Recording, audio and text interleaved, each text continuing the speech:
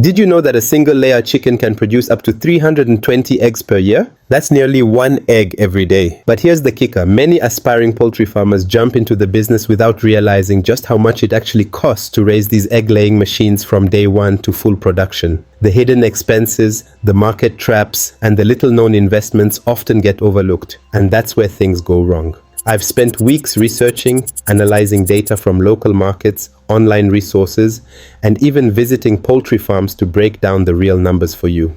In this video, I'm going to reveal every single cost involved in raising 300-layer chickens until they're ready to start laying at 18 weeks. And trust me, the last few points will surprise even seasoned farmers. If you're planning to start your own poultry farm, you'll want to stick around because I'm also going to share rare insights on where you can save money without compromising the health and productivity of your flock. Now let's dive right into the first big expense, the chicken house construction. Before you even think about buying chicks, you need a safe, secure space to raise them. The chicken house is more than just 4 walls and a roof. It's the foundation of your entire operation. I allocated $326 for constructing a proper chicken house that can accommodate 300 chickens, and here's why every dollar matters. A well-built coop protects your chickens from predators, harsh weather, and diseases. Skimping on this could lead to huge losses later on. Ventilation, space per bird, and proper flooring are not luxuries. They're essentials for keeping your flock healthy and stress-free. And trust me, stressed chickens don't lay eggs. But construction isn't just about survival, it's also about efficiency. A well-designed chicken house reduces labor, makes cleaning easier, and helps maintain the ideal temperature. Think of it as an investment that pays off in fewer losses and better productivity down the line. When it comes to starting your flock, the obvious next step is buying the chicks themselves. I purchased 300-day-old chicks, each costing $1.22, bringing the total to $366. But here's the catch. Buying chicks isn't just about going for the lowest price. Cheaper chicks often come from hatcheries that might cut corners on vaccinations, proper breeding, or even transportation conditions. That could lead to higher mortality rates, slower growth, or increased susceptibility to diseases later on. In the long run, investing in healthy, high-quality chicks from a reputable hatchery saves you from major losses. Now, once your chicks arrive, their environment needs to be just right for them to thrive. That's where litter comes into play. I spent $8 on wood shavings, but this small cost has a massive impact. Good litter absorbs moisture,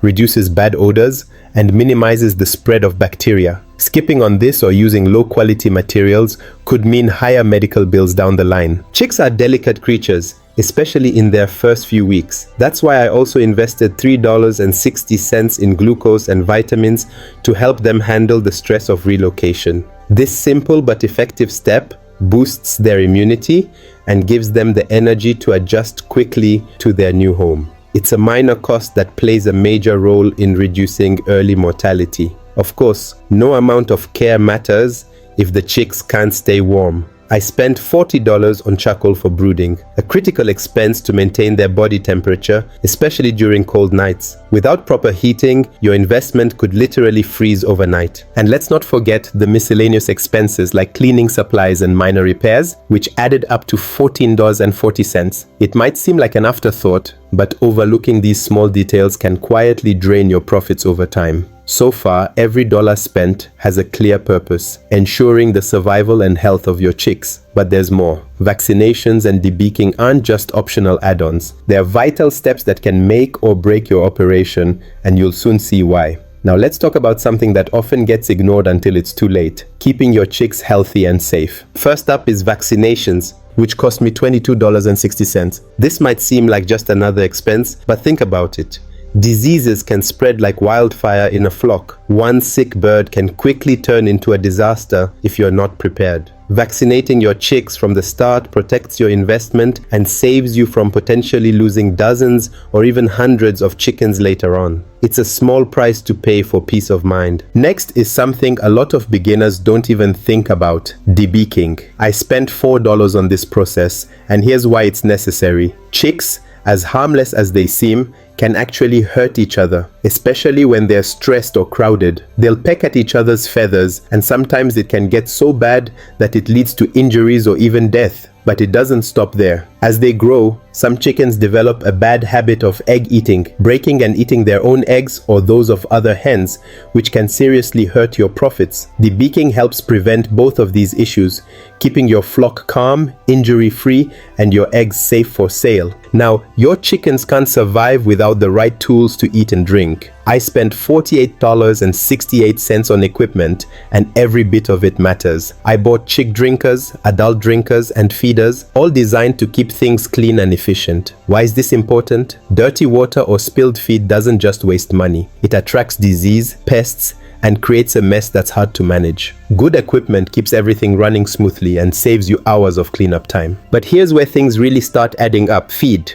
I spent $880 on 1,600 kilograms of feed to get the chicks through their first 18 weeks. That's a huge chunk of the budget, and for good reason. Healthy chickens need high-quality feed to grow strong and start laying on time. Cheap feed might save money up front, but it slows down growth and leads to poor egg production later. Feeding your flock properly is non-negotiable if you want consistent results. It might seem like a lot, but every dollar spent so far has one goal: to build a healthy, productive flock. But here's something most people overlook: how to actually save money without cutting corners. Stick with me, because what's coming next could change how you think about poultry farming. By now, it's clear that raising 300-layer chickens isn't cheap. But here's the good news. You don't have to break the bank to do it right. There are smart ways to save money without risking the health or productivity of your flock. Let's start with the chicken house. I spent $326 on construction, but here's a tip. You don't always need brand new materials. If you can find good quality recycled wood or metal,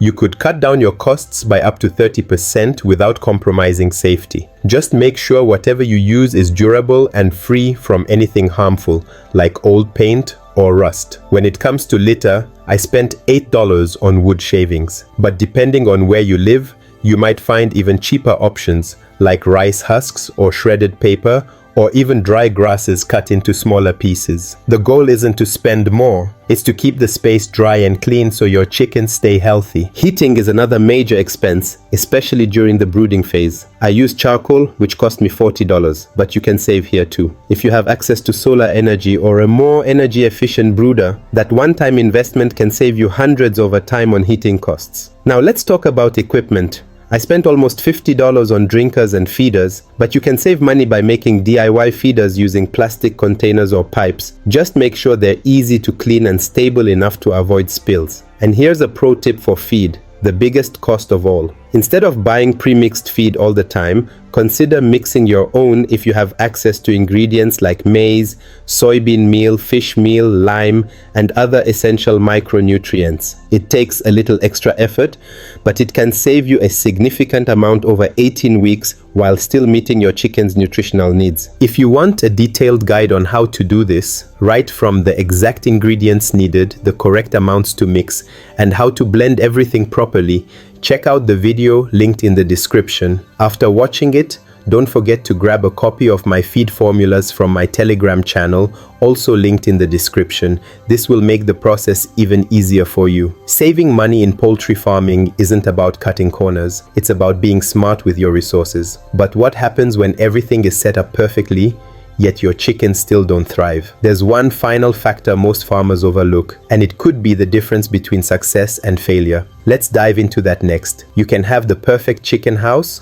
buy the best chicks, and feed them top quality food. But if you overlook management and consistency, everything can fall apart. Here's what I mean. Chickens are creatures of habit. They need a routine. Feeding them at random times or letting their water run dry even once can stress them out. And stressed chickens, they stop growing properly and eventually stop laying eggs. Sticking to a strict schedule for feeding, watering, and cleaning isn't just good practice, it's essential for success. Another thing most new farmers overlook is record keeping. It might sound boring, but tracking how much feed your chickens consume, when they were vaccinated, or how many eggs they lay helps you spot problems before they become disasters. Is a particular group of chickens eating less? That could be an early sign of illness. Noticing a sudden drop in egg production? Maybe there's an issue with their diet or environment. The numbers tell the story before the chickens do. And here's something that really makes a difference: observation. Spend time with your flock every day. Look for signs of discomfort, changes in behavior, or any unusual noises. The sooner you catch a problem, the easier and cheaper it is to fix. Importantly, let's talk about mindset. Poultry farming isn't a set it and forget it business. It requires patience, attention to detail, and a real commitment to your flock's well-being. There will be days when things don't go as planned, chicks might get sick, costs could rise unexpectedly, and at times it might feel overwhelming. But the farmers who truly succeed are the ones who stay consistent, adapt to challenges, and keep learning every step of the way. Your dedication will be just as important as the money you invest. So what's the real cost of raising 300-layer chickens? It's not just the $1,713.28 you spend.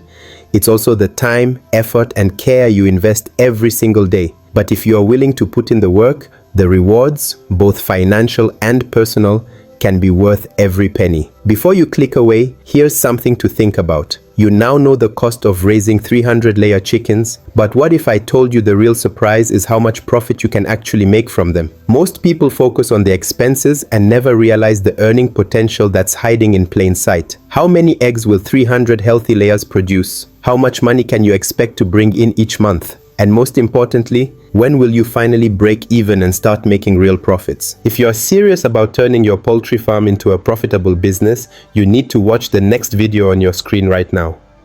I break down the exact numbers, real-world examples, and strategies to help you maximize your income from those 300 chickens.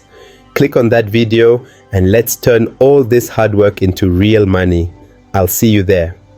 If you found this breakdown helpful, don't forget to like the video, subscribe for more poultry farming tips, and share your thoughts or questions in the comments below. Your journey to a thriving poultry business starts now.